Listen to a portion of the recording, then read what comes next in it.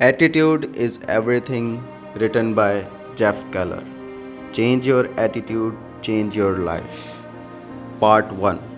Success begins in the mind. Success is a state of mind. If you want success, start thinking of yourself as a success. Dr. Joyce Brothers. Lesson number 1. Your attitude is your window to the world. Better keep yourself clean and bright. You are the window through which you must see the world. George Bernard Shaw. It was just after 1 p.m. and Sarah was getting hungry. She had put in a few productive hours of work at her desk and decided to get a bite to eat at a nearby coffee shop. A few minutes later, Sam walked into the coffee shop. He too was on his lunch break. Sam sat down at a table a few feet away from Sarah. The same waitress served Sarah and Sam that afternoon. Each customer waited about the same amount of time before the waitress took the order.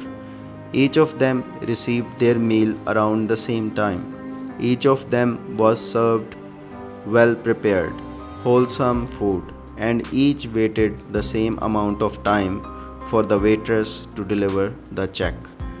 But that's where the similarities ended.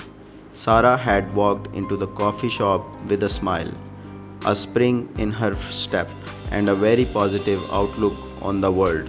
It was plain for everyone to see. Her body language and her posture reflected her optimism. Sarah had a delightful lunch, exchanged some pleasant conversation with the waitress, and went back to work with a recharged battery. Sam, on the other hand, had entered the coffee shop with a scrawl on his face. He looked like he would been sucking on sour pickles all morning. He was hunched over and tense. His body language cried out, "Stay away from me." He was annoyed when the waitress didn't take his order immediately. He was annoyed at how long it took for his meal to arrive.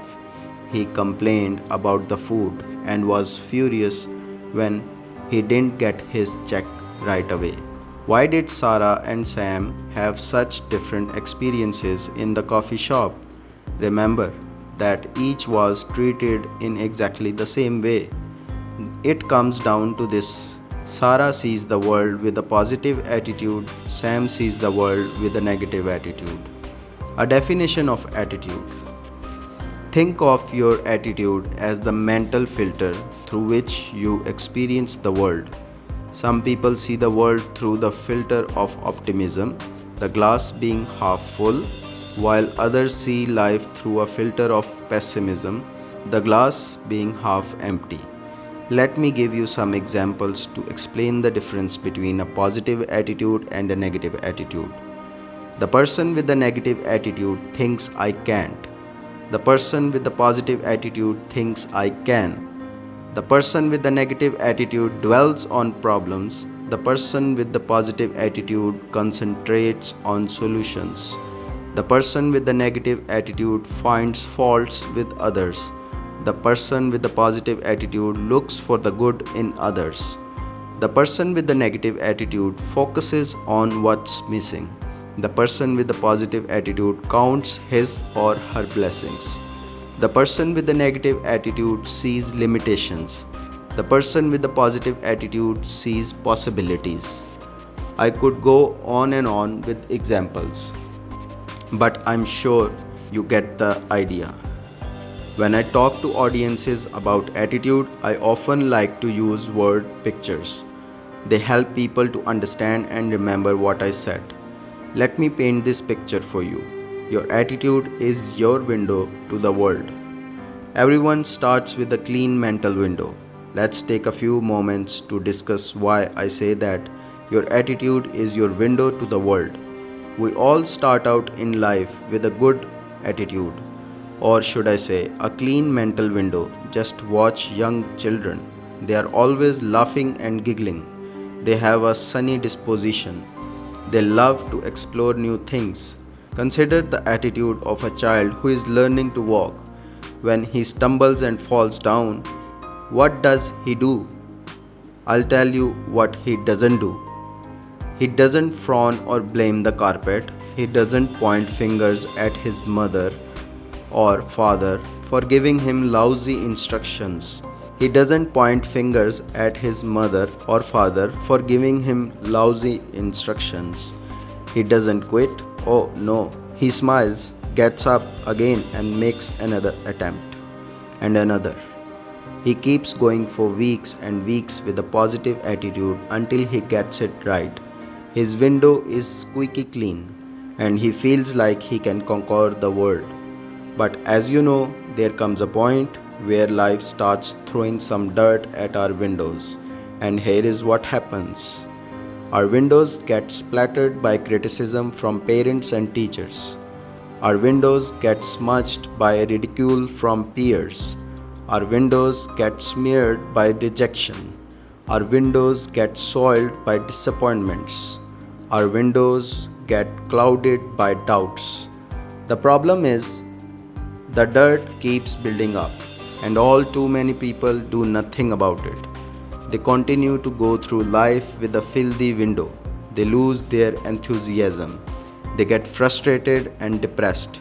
And most tragically, they give up on their dreams. All because they fail to clean their attitude window. That's the road I was traveling down. I had a dirty window when I was an attorney. And the longer I stayed in that field, the filthier my window got. I saw no possibilities. How could I? My window was splattered with the mud of negativity. Wash your window. But then, by the grace of God, I learned that I had to do was clean off my window. I had to improve my attitude so I could see the world clearly again. After I removed the grime from my window, a whole new world opened up for me. The frustration and depression lifted. I had more confidence. For the first time in many years, I could see the magnificent possibilities that life had to offer, and I was able to make a career transition and do work that I absolutely love. When you really think about it, I am in the business of helping people to clean off their windows, to get a better attitude. Do you see what I mean when I say that attitude is your window to the world? Can you appreciate your attitude affects the way you see everything in your life?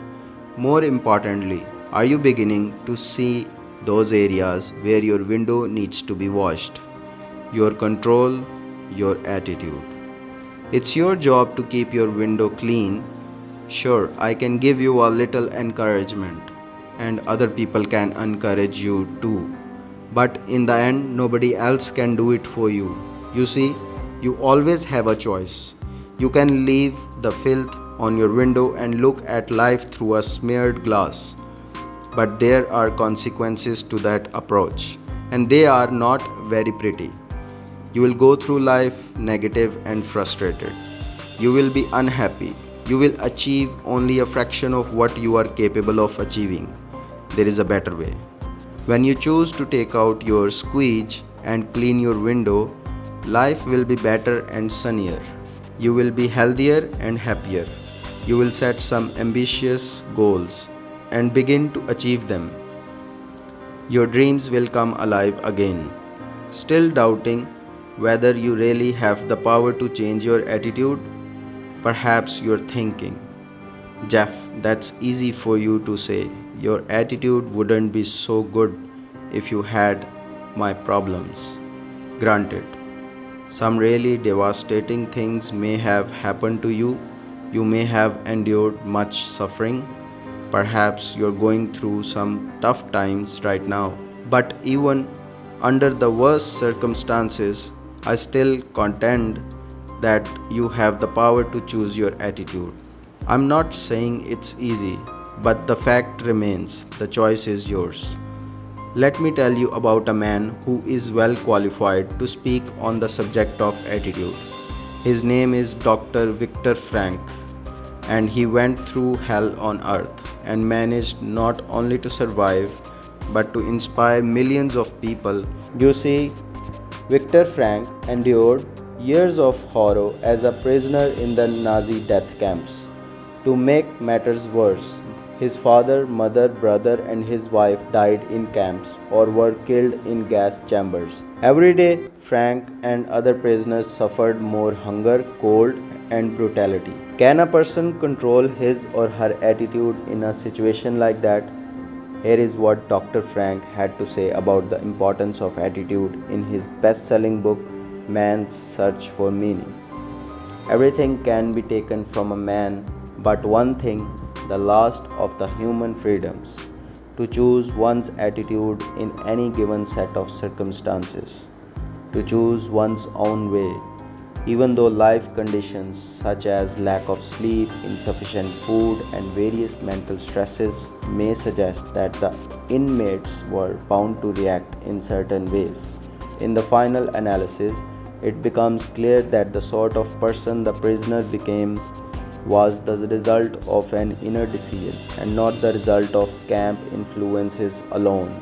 Now, if Dr. Frank and other prisoners had the ability to choose their attitudes in the face of such unspeakable suffering, who are we to claim that we cannot take control of our attitudes? As Hudge Downs has said, a happy person is not a person in a certain set of circumstances, but rather a person with a certain set of attitudes. That's a powerful statement, and it's the truth. When it's all said and done, you and you alone control your attitude. Attitude and success. Okay, let's say you clean off your window and develop a positive attitude. You are smiling, you still home and think positive thoughts. Will that alone lead you to outrageous success and the realization of your fondest dreams? No, it won't. Because there is more to success than just having a great attitude. To maximize your potential and achieve your goals, you need to apply certain time-honored principles of success that have helped millions of people to achieve extraordinary results. And they'll do the same for you. In the next 11 lessons of this book, I'll be taking you through these success principles step by step. You will learn about confronting your fears, overcoming adversity, harnessing the power of commitment, and much, much more. You will get the information and inspiration you need to start living the life you have always dreamt about. Still, you may be wondering, what do these success principles have to do with attitude? In a word, everything. That's why I say attitude is everything. Without a positive attitude, you can't activate the other principles. Your success in life begins and ends with your attitude. It's only when you clean your attitude window that the other success principles can shine through. If your window is smudged, only a fraction of the light of these principles can get through. Your success is limited or even blocked. But when you learn to keep your attitude window clear, the light comes pouring in and you can use these empowering principles to earn more money, have more satisfying relationships, increase your spiritual awareness, and reach your full potential. When you combine a positive attitude with the other success principles, you become unstoppable.